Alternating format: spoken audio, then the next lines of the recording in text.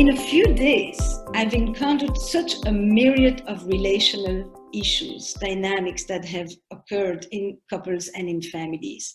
And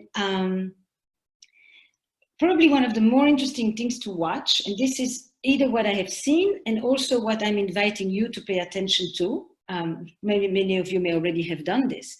It's to really look at couples where the complementarity is being strengthened, their differences are really interacting with each other in a very well-honed, interdependent way. And those for whom their differences, which they may typically already have more challenge with, now is leading them to polarization. And they are looking at each other as a threat. Your way is a threat to me. And so they enter into this whole battle over who is right, and who is endangering the other. And we're going to go back into more detail of this. But I think I'm watching complementarity and polarization, which probably was already in the system. But sometimes you may have a surprise where people suddenly rally and they put their differences aside for a moment, not as the nature of the differences, but the emotional crucible in which those differences take place, which make them argue about them, right? What we often call the vulnerability cycle in the work of Michel Schenkman and Mona Fishbein. The next thing I say to all of them is, look, when this is really one of the most important preventative messages that people use in the field of collective trauma and disaster preparedness, is that in a situation like this, tensions and fragmentations are bound to happen. This is not because you are a troubled couple only or at all. This is because it's in the nature of the beast. These kinds of situations create fragmentation internally, between the people that we love the most, inside families, and of course, often in our society as well.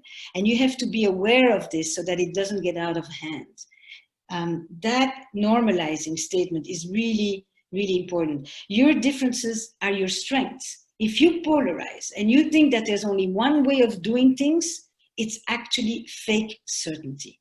Because at this moment, we're all discovering as we go on. And the whole issue is that we are dealing with uncertainty. Nobody really knows, except for don't touch your face, which of course I've already done a few times since I'm talking here. You know, nobody really knows the full picture here. And so we're dealing with uncertainty, and therefore we're looking for ways to anchor ourselves, and that creates an element of fake certainty. But your differences are your strengths. You may approach information gathering differently. One of you may binge, and the other one says, I've got enough, I'm turning off the tube. You know, it's like, I can't read one more piece about this. Understand it, make space for it, respect it. And that's about it. You don't have to do the way the other one does, but you do have to give the space for different people to respond differently here. One of you may be consumed by the crisis. That's all you talk about, that's all you think about. And the other one is actually thinking about how to maintain the rhythms of life. They will need to go for their run, they need to go, you know, and it's like, how can you do this right now? No, it's not, you know, you need this. I know that that's what you need. I need other things. Just go do your thing, you know? And that ability to really respond with support, with respect, with empathy for the way that other people deal with a real existential crisis and an economic crisis and a lot of other things that are going to follow, you know. One person who says, you know, let the kids stay up late, you know, and wants to thwart the rules because nothing is normal anymore. And the other one who is really insisting that rules maintain order, that actually we need to preserve the structure, because otherwise we will all go nuts here or it will completely unravel. You know, that one of us may be moving through the world, you know, wanting that structure, wanting purposefulness, wanting a proactive approach, has been basically stocking up for the last 2 months, where the other one was laughing at them the whole time.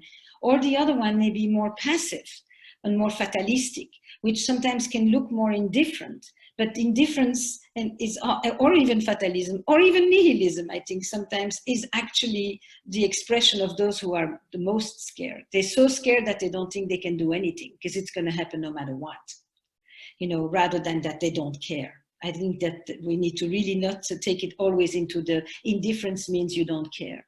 Indifference is a way to separating oneself when it feels so overwhelming at times.